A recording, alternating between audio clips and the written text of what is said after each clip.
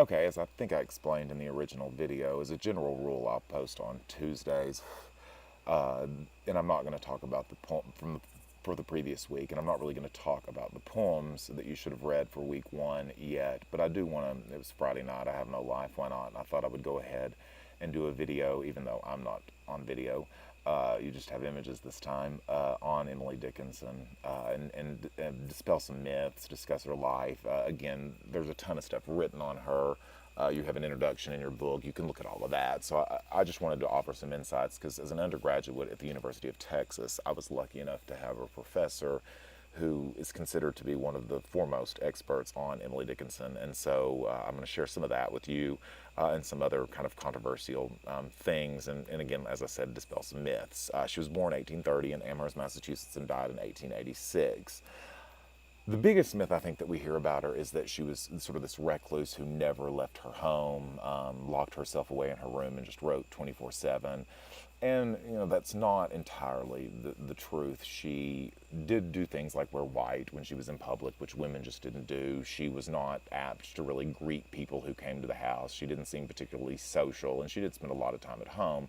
But again, if you were not a woman, if you were a woman who did not marry and was not interested in marrying, and we'll get more to that later on possibly why, you just didn't leave your home that often. So again, her behavior, while considered somewhat odd, was not as odd as people want to make it. Again, she was not this, shepherd in the hills sort of crazy recluse scribbling away all the time. In her life, another big myth is that she published nothing.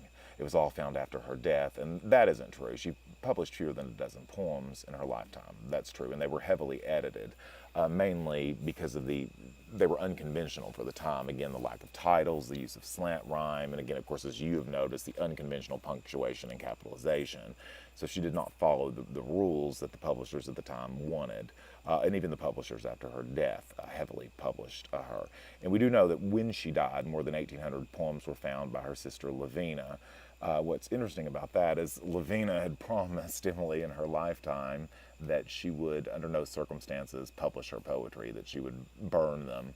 And she did not follow this wish, of course, and that's why we have Emily Dickinson today. She had them published at following her death. Now, one of the rumors that's never really been completely cleared up and is heavily, heavily debated by scholars is the possibility that the reason she never married and the reason she was such a recluse is because, again, she was a lesbian, and in the 1800s, you really couldn't act on that too much. Now, I'm not going to pretend to be an expert on Emily Dickinson's sexuality, but I have included on your screen now, and there's a PDF version on the class's side of the letter, of a letter. She mostly communicated through letters to her sister-in-law, Susan Gilbert.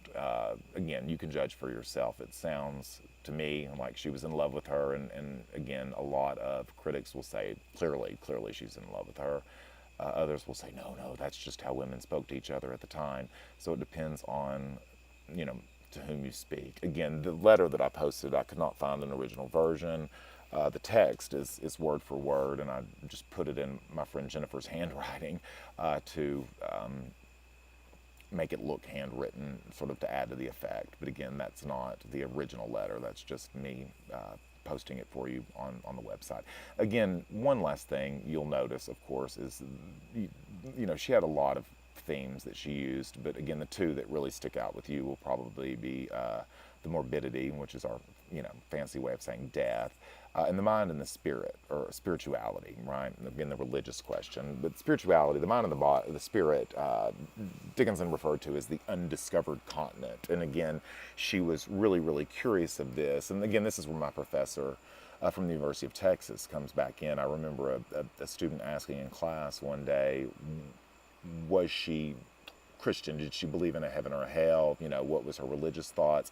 And he said, in his expert opinion, she didn't really care. She was more concerned, she cared, clearly, but she was more concerned that death meant, no afterlife. And to her, that was the worst thing that could happen. I remember him specifically saying, she didn't care if she burned in hell.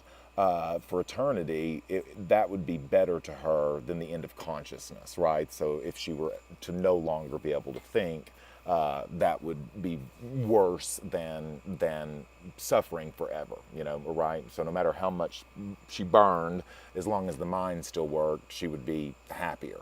So again, that's just one person's opinion, but I wanted to give you some ideas on that. And as always, if you have any questions or comments or anything you'd like to discuss on that, feel free to call me. Appreciate it.